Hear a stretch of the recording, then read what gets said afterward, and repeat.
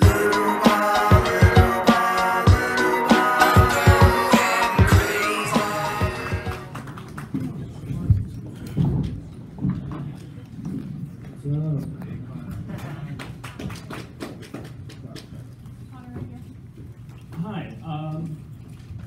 Connor. Thanks for coming out here. It looks like his comments about tapping out got to you tonight. Do you have anything to say back to Floyd? He's saying that all this trip. He's never actually had a true fight. He doesn't know he knows nothing about the game I'm involved in. In the game I'm involved in, he is a beginner, a rookie, and that's just facts. So. I expected it. He said it before. He didn't get to me tonight any more than he got to me yesterday or the day before. Or he's been saying this a long time. So we'll see August 26th who's winning. Hey, Connor, how you doing, man? Najee, rapradar.com. So I saw you address tonight the comments. I guess they had some traction in the media regarding some comments that people felt were derogatory, and I saw you address that tonight. Do you want to just, I guess, maybe talk about that a little more, elaborate and clarify, I guess, what you meant? Yeah, that doesn't really sit well with me, you know what I mean? I'm very multicultural, a multicultural individual, and I don't have any ill feelings towards any, I don't even see colour, you know what I mean? So it's just kind of, I just wanted to say something and have a little bit of fun with it, and of course in Brooklyn, you know what I mean, New York, big notorious BIG fan, you know what I mean? So I just wanted to give a little bit, I just wanted to play with it and address it in my own little way. It's stupid and it's ridiculous. It is basically what I was getting at. So that was basically it. How you doing, Connor? Micheál O'Regan from West Cork. Welcome back to New York. Can you tell me, why do you think that Mayweather doesn't want to go to Ireland for the press conference? I don't know. The Irish are crazy, so would you want to? I mean, with your Irish, you're looking. Yeah, it was an agreement that if one was out, then the other was out. So if we have to go to Ireland, then we would have to go to Vegas and maybe his other place in Detroit or something like that. Kind of like, just happy that, you know what I mean. For him was plenty. He's been saying the same stuff over and over. So you would fill out Croke Park yourself. No, don't get me wrong. It's like I played Spectre. What was that out there? It's like a rap concert out there. So that's why I started doing it. You know what I mean? Just having a bit of fun with it all. It's absolutely amazing. It's a great experience. Before is plenty all over the world. We go face to face. We'll we'll say what we have to say, and then it's fight time. So that was the second last one there, London, and then that's it. Dublin would be good, but whatever. It'll happen again. We'll take over the world. So, Connor right here, Dr. Abu as well, the TV Boxing Channel. Just wondering, are you, if you get frustrated in boxing with Floyd, are we going to see anything happen there, or are you just going to be calm, cool, and do your boxing there? We'll see on the night. Mike Hobbs of Roaring Magazine. After 3 straight days of doing this now, are you getting a little tired of it, or? Not really. It's a hell of a lot of fun. You come in, you have a little bit of fun. You get in each other's face. I mean, today I was about to smack him on there. You know what I mean? But we'll keep it professional for now. But it's a hell of a lot of fun. How did you get tired of this? I mean, what a time to be a fight fan. What a spectacle. Every time I do these things, then go, and then there's so many like memes and pictures, and you know what I mean? It's good to go back and look at everything and just be grateful and proud that I'm as a fight fan, I'm actually the person in it. So I'm enjoying every second of it. Of course, fighting is my bread and butter. It's what I do. This is just something that has grown and built into something, and it's built up to another level now. 20,000 people out there tonight. That's insane for a press conference. If it even is a press conference, or whatever you want to call it. It's like some sort of roast thing or something. I don't know. It's a bit fun. I have fun with it. And what was the deal with Floyd's team and guards going over to you? I mean, was that crossing the line? Grabbing you? Or what were they doing? Juice head fills. I don't know. We didn't even see it on top, and I was like, what? And then people just pushing and shoving. But handbags, we call that where I come from. What does that mean? It means it's nothing. It's just handbags. It's just a term we use. Nick Zolarakis, Real Talk Boxing. There's a lot of animosity in this fight building up, and there's trash talk back and forth to build up the fight, but it seems like you guys genuinely don't like each other. Floyd saying that he's going to go in there and score a knockout, he's going to put you on your That's the funniest comment of the whole tour. That man ain't knocked nobody out in fucking how long? No, he's I hope he comes for it. I hope he brings it. With that being said, do you think he's going to be aggressive and try to, go after you? Or do you think he's going to play it safe and not take any risks? I'll be prepared for I'll anticipate both, because he'll either come forward and go aggressive and then get hit and then run, or he'll run and maybe he'll run and be hit and then go aggressive. So I'll be prepared for everything. But make no mistake, he's going to be spark unconscious. That is a fact. Connor right here, Men's Journal. I love the suiting choice is a little bit different than the past press conferences. I mean, what is it like showing your tattoos? Is the tattoo sort of I feel in damn good shape. I'm fight ready. I am fight ready now. He's wrapping himself up and sticking himself in high heels. He's in high heels up there. See the little hooks? They were like that high. I was like, what? They're in fucking high heels, mate. You should have worn them at the first tour. Then maybe you was that convincing people. But now it's three stops in.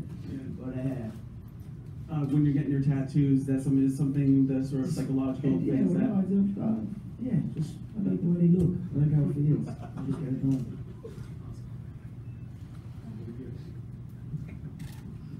Hey Connor, you've obviously had some fun with Floyd, talking about his taxes and some other stuff. Is there anything in your mind where you've kind of said, I won't go there, or I won't say stuff about that? Maybe a few things. But we'll see. There's still one more stop left. Connor, tactically, Floyd, Floyd's fought 49 fights, undefeated, fought many different styles, considered all. He's fought boxing matches. So, but tactically, in the boxing ring, do you feel you have a concrete plan to be effective and to be dominant? I have a very high fight IQ. I understand when and when not. I understand small details in there that people don't even see. Only me and the opponent know about it. So I'm very confident that whether it's a ring or an octagon is where I spend most of my time. But I've spent a hell of a lot of time in the ring also, and I'm very clued in on how to move around the ring and how to find my way to the knockout victory. Connor, Darren Grell, ESPN. Can you talk about your clothing choice? Is that a serpent or a Loch Ness monster? What is that exactly? I woke up and I was sweating. It's hot over here. It's like humid weather. So I was like, fuck it, let's go to Fifth Avenue. Walked into Fifth Avenue and saw this paper. I was like, I'm gonna go topless and rock this yoke. You know what I mean? It's perfect. But look, I'm just a young kid from Dublin and enjoying myself. I'm not giving a bollocks. That's the main thing. So. Was it 50% off in the summer? No, well, we've got deals with them, so. All right, I got one more for you. I've seen you in your Instagram posts wearing Nike. You've had a Reebok deal. Where are you on that? Yeah, I mean, we're fielding offers at the moment. I'm essentially what I'm doing is there's offers there, there's offers on the table, and we're just trying out the gear and see do I like the gear? Is it a good fit? Does it feel good on? It's got to be right. There's a lot more gear involved in a boxing contest than my game. We're just in a jocks in my game. A gum shield, even the jock strap. The boxing jock strap comes up over the belly button almost. You know what I mean? The MMA jock strap is just a little cup. You know what I mean? So I'm putting a lot of clothes on. Even the boxing shorts. I'm gonna figure out what shorts I want to wear or whether I even want to wear shorts. So there's a few things I'm thinking of, but again, it's fun, it's exciting because it's all different, it's all new to me. So, but don't get me wrong. Sometimes after training and sparring, I take the boxing boots off and just feel the bare feet on the canvas again, which is a nice feeling. But right now, I'm just getting prepared for all the clothing. Connor, in front of you, Dan Rayfield from ESPN. The boxing guy. You had a good one that time, right? My question for you, Connor, is this. I'm wondering, can you just recount sort of when it came to your thought that, hey, you know what? Not only would I like to try professional boxing, come over from MMA, but maybe I can get a fight with Floyd Mayweather, who, the juxtaposition between a guy like yourself who's never been in the sport in a professional manner, 0-0, against the best fighter of the generation who's 49-0. How do you even contemplate like that could actually become something that could actually happen? I mean, if you're gonna do it, it's got to be that fight, right? So I always saw that. I knew we were close in weight. I knew we were at the same weight when I was coming up, and I always thought to myself, get that spotlight, get that world title, get them world titles and them accomplishments, and then do something that has never been done before. I just knew that's what's generated this. That's what the 20,000 people outside showing up for these things. You know what I mean? People are excited about this. It's never before been done. At the very top, so I'm just enjoying it. It's a lot of fun. I look forward to August 26th because I tell you what, the whole world is in for a shock. Connor, can you also you're the one who's putting yourself out there. You're coming into a foreign territory of a boxer. Floyd, this is his home. It's where he's been his entire life, comfortable in the ring. What does it say that greatness is for the brave, and he's a scared man. He is not brave enough to step over into my world. He keeps saying it though. That's twice he said it tonight. That's twice he said, "I'll beat you in the octagon." So that's nice to have that on documented fact, because when he wakes up after being KO'd unconscious, maybe if he wants the rematch, he might have to do it in the octagon. So what does it say about you that you're the one willing, your mentality, that you're the one willing to come? That's confidence right in your face. So I have two questions. One, you talk about your reaction, how you understand boxing and all these things. Now you have Nate Diaz, you had that fight, and he actually gave you trouble, and he does have a boxing background. That's the first thing I want to talk about. And the second part is... Trouble is a shout, in my opinion. Look post-fight, use face. Look at the fight as a whole. Don't just look. There was a sequence and around that in that rematch. There was a couple of slaps off the shoulders. I called a lot of them. People were reading off the old script. People were reading off the original fight, the first fight, when they were calling that contest. So, in my opinion, I slaughtered him in that rematch. He'll never be the same after that. You must understand, these gloves that we wear are 4 ounce. There's no padding on the elbows. There's no padding on the shin bone, on the foot. It's like going through a car crash. A 5-minute round in MMA. That's why I'm saying this here.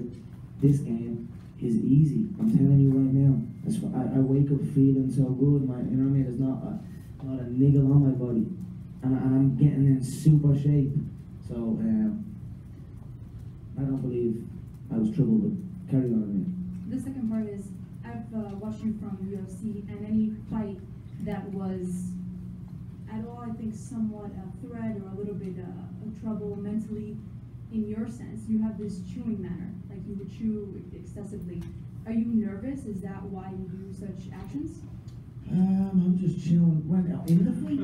No, as we do as you. Was I eating something? No, chewing gum. Well, there you go. I got some gum in my mouth, lady. I'm chewing the fucking gum. I tell you what, let me look at you for 24 hours. I start finding what you do and what you don't do. Let me teach you that. I don't know, lady. I have gum in my mouth. I'm chewing it. Maybe when something's getting on me, I'll make chewing a little bit harder. I don't know. Thanks for noticing, though. Keep looking, baby. Yeah, look closer. Do you think it's actually getting into your head? Who? Nothing can faze me here. Nothing. Look at me, I'm fucking topless with a mink coat. It takes balls to rob this. He hasn't taken that hat off. I actually tried to hit it and the thing was glued to his fucking head. I want to see what's under that hat. I'm starting to fucking think, what the fuck is under that hat? Because that's even giving him a false sense of security on the size. That's a peanut underneath that thing, I swear to God. So I don't know. No, nothing faces me, lady. Fuck off. What's your reaction to Floyd kind of throwing the Irish flag on the floor like that? What went through your head? I threw it at him yesterday, so I let him away with it today. So that was it. Whatever, it's all fun and games. The ones, he threw the ones. I knew something was coming, the fucking ones. He could have got $100 bills, for fuck's sake. The amount he's throwing, if it wasn't $100 bills, would have been about 5-6 grand. But he still takes the ones. It's some buzz, I'm not gonna lie, it's amazing. I mean, I'm 28 walking around there, topless with a moon on, about to fight this little fool in half a fight. I can't believe it, like half a fight. You mean they can't kick me and elbow me and choke me and try and do that? I just gotta, and I get to put on bigger gloves and boots and all? No problem. So I'm just a happy young man. full of confidence, loving life. Connor, Josh Grafer from Fight on TV. Now, in the last couple of days, people over here, Connor, people have been kind of scoring the press conference. Yeah. First day they gave you a 10-9. Second day they gave you a 10-8. If you have to score your performance today, You gave me a 10-9 in the first one? me, I gave you a 10-9 the first one. Yeah, The second one I gave you a 10-8. I thought I got the first one. I tell you why I thought I got the first one, because I was set up. He has his little DJ. It's his DJ, and the motherfucker didn't even play me no music. I didn't even get told I was going into the crowd. Now all of a sudden I'm bang in the middle of the crowd. Didn't get told nothing about nothing. So I think I pulled it together in that first one. It was my first time under that spotlight, and then we had the exchange with Senior. I thought I definitely do. I mean, all you gotta do is who went viral. That suit went everywhere. The exchange with Senior. I whooped his ass in the first one. The second one was a 10-7. Today was interesting. It was good. The Brooklyn crowd helped them a good bit today. They're a pro boxing crowd, so I mean, fair play to them. But I still think I took that one, but it was a good one. I think he repeats himself a little bit too much. I came out with a little bit of something. I hit 50 up, gave respect to Biggie. I hit on a few little different topics. Outside of him, he kind of picked up his phone and all. He picked up the daughter gave the phone and all, whatever, all that shit. And what he's talking the same stuff. So, but he was a little bit better, and the crowd helped him at the time. But I'd probably give today maybe a draw. 2, we'll say I won 2, and today was a draw. Or maybe I'm fucking being too generous. I think I might have whooped his ass today, actually. I'll have to look back and fucking hear that, actually, you know what I mean? Because sometimes I always think that after the fight, I'm like, fuck, that was a shit performance. I can't believe that. What was I fucking doing? And then I look at the fight, I'm like bleeding Bruce Lee in there. What was I thinking? So I'll hold judgment until I watch some highlights back. But it was a great one. I mean, it's such an enjoyable experience for everyone involved, the fans and all. We're having a good time with it, and but I tell you what, those fucking Juiceheads, what were they asked and they'll slap the head off all them. It's gonna, if something like that happens in the next one, something will have to happen. You know what I mean? You can't let it go. But if something happens, alright, those fools not trying to step on my shit, we'll see them, because he turns his back to me many times. He walks to and from, and he's not really truly switched on. I never turn my back. I'm always kind of switched on around everything. I wouldn't even stand, like, if I enter a room, I'd have to know where the exit is, where, you know what I mean? I know what's around me, he's kind of flopping around, getting a little bit floaty. I could just latch onto his neck. and I truly mean that. And by the time it takes anyone to break the grip around his neck, he's already slept. It takes 3 seconds to sleep a man. I said at the last one, it takes 3 seconds. You wrap around the neck and you strangle. It takes 3 seconds to sleep a man. It'll only take me 2 seconds because he's never even experienced something like this. So I'm just telling him and those little Juicehead fools that he has with him, be careful. What exactly did the security do? Can you please wait for the mic to ask the question? Start with the gentleman that's been waiting. Thank you. Hi, Connor, over here. Matt Cole with Art Boys of the Mac Life. Yeah. Last time I saw you, first of all, you had just that night announced the birth of your son, or the potential birth of your son at that point. Congratulations on Connor Jack. Thank you so much. Boy. Thank you. It seems to a lot of people that if Floyd doesn't finish you, that it's a total loss for him, being your inexperience in the boxing world. If you finish him, you will instantly become the biggest sports star on earth. Would you plan to go back to the UFC at that point, if you don't mind me asking, or or is that it? Is that a family time? Oh, certainly not. I mean, it certainly is family time. It's always family time, but it's certainly not it. What, like right off, or as in boxing or fighting or what? What are you talking about? I mean, if you knock him out, you are the biggest sports star on the planet. Yeah, I'm going to enjoy myself for a little bit, buy a couple of more things, flash them around, and just enjoy life for a little bit. But keep doing what I'm doing. You have to understand, I'm 28. I'm actually 29 tomorrow. My birthday's tomorrow. Thank you. Thanks so much. I love the 28 bollocks. No, yeah, I mean, I'm only a young man, and I'm fairly untouched. If you look through my career, for such a dangerous game, I'm not, I haven't gone through big wars maybe you know what I mean, I've gone through some, but not compared to some others in the game. So I'm very young in my career, and when I sleep Floyd, I will certainly look. I will keep an eye on the boxing game 100%. I will keep an eye on who's there, who's. You know, all it will do for me is it'll give me more options. But my options will stay open. I may box, I may continue to fight in the UFC, but I certainly will do both. You know what I mean?